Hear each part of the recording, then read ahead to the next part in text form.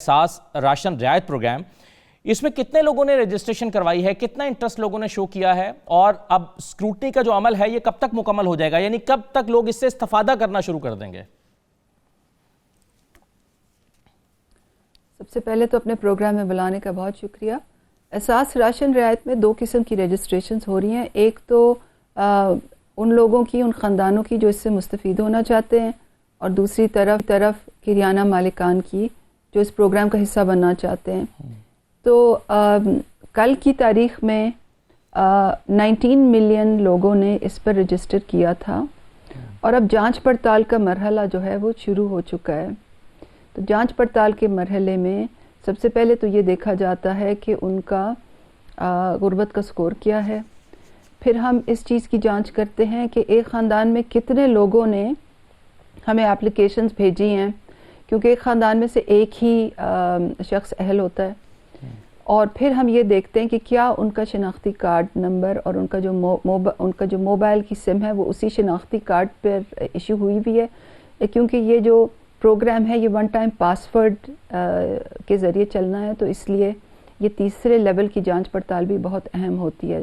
تو جیسے کہ میں نے کہا، جانچ پڑتال کا عمل شروع ہو چکا ہے، اور جہاں تک پروگرام کے شروع ہونے کا تعلق ہے تو منڈے سے ہم اس کو فرسٹ بیچ جو ہے وہ ان کو ہم SMS بھیجیں گے کہ وہ جا کے اپنی سبسڈی لینا شروع کر دیں، یعنی کہ پرسوں سے، اور پھر اگلے 10 دن لوگوں کو مرحلہ وار جو ہے وہ SMS جائیں گے۔ تو جب بھی ہم کوئی ایسا پروگرام چلاتے ہیں بڑے میس اسکیل پہ، تو پہلے جو کچھ دن ہوتے ہیں اس میں کچھ پرابلمز آتے ہیں سسٹم کے، SMS کے، سرور کے، تو پہلے جو 2-3 دن ہوتے ہیں ہمارے لیے وہ حالانکہ پروگرام لائیو ہوتا ہے مگر ہمارے لیے ایک ٹیسٹ بھی ہوتا ہے، تاکہ جو لاسٹ منٹ بگز ہیں جو ریئل لائف میں جو ٹیسٹ فیز میں ہم نے نہیں پکڑے وہ ریئل لائف فیز میں پکڑ لیں اور ان کو فکس کر دیں۔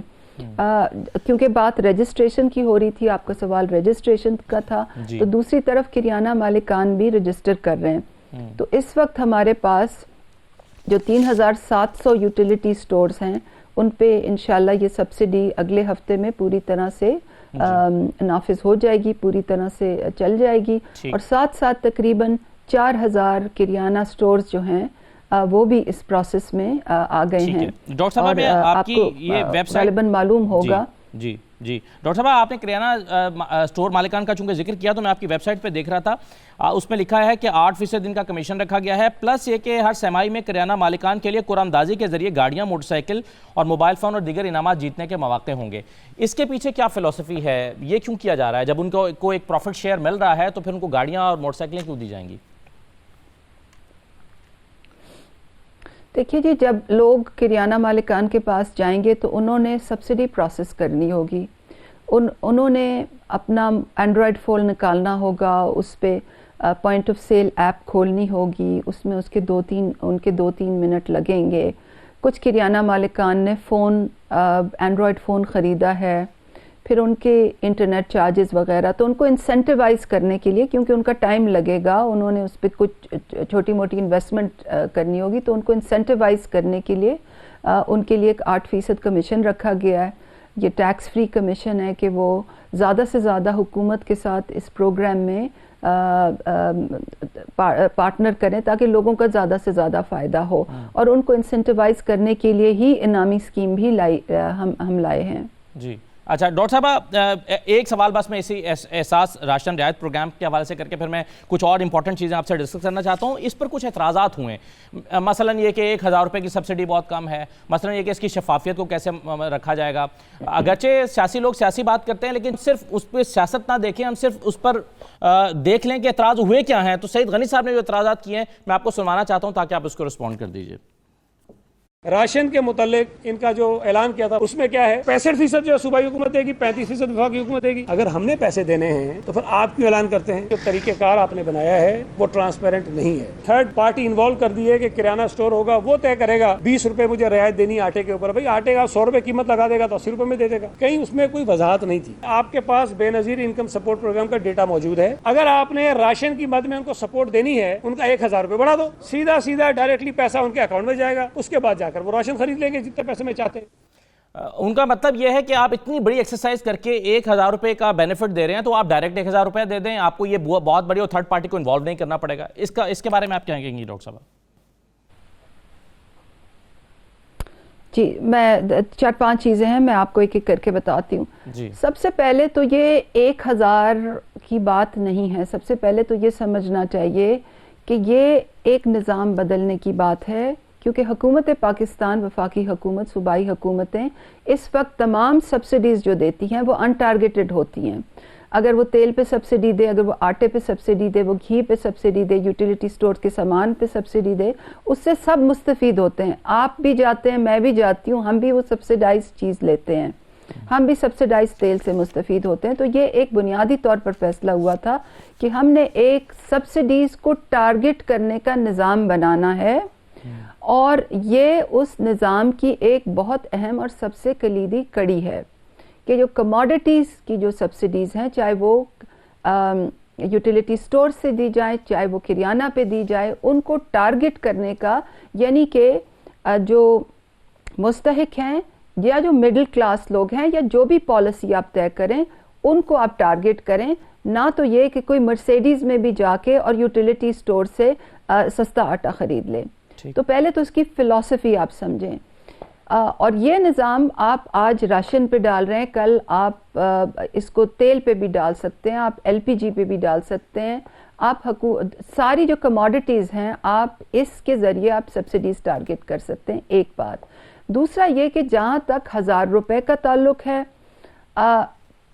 بہت کم ہے ہمارے پارلیمنٹیرینز کے لیے شاید یہ بہت بڑی رقم, ہاں رقم نہ ہو, مگر جس نے راشن ہی 5,000 کا لینا ہے اس کے لیے تو 1,000 روپے بہت بڑی سبسڈی ہے.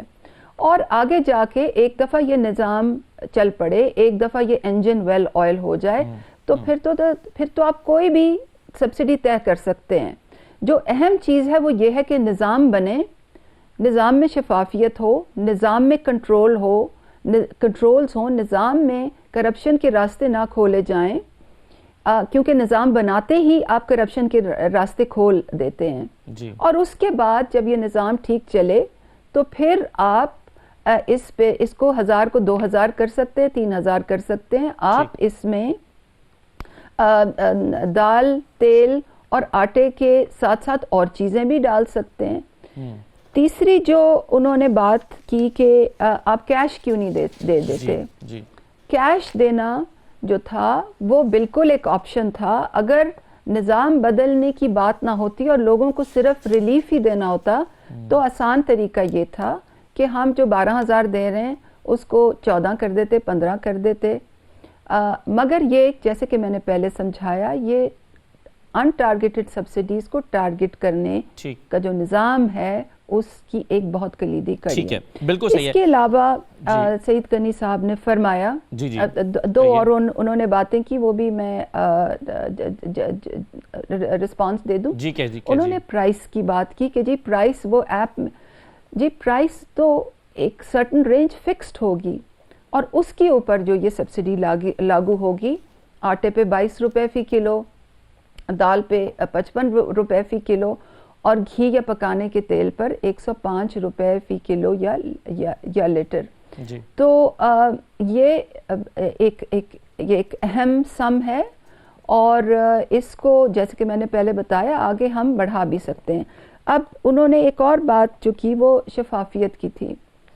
تو میں آپ کو یہ بات مسلمہ طور پہ بتا سکتی ہوں کہ جب آپ کوئی سسٹم بناتے ہیں تو اس میں کرپشن کی داغ بیل آپ اسی وقت رکھ دیتے ہیں اگر آپ چاہیں, اور اگر آپ اس کو شفاف بنانا چاہیں تو اسی وقت آپ کنٹرولز بلڈ کرتے ہیں. اور میں اس پرانی ہسٹری میں نہیں جانا چاہتی کہ کس طرح گزشتہ ادوار میں کس طرح سے حکومتی سماجی تحفظ کے ایگزیکیوشن پروگرامز کو ابیوز کیا گیا ہے اور ان کو کرپشن کے لیے واقعی سٹرکچر کیا گیا تھا.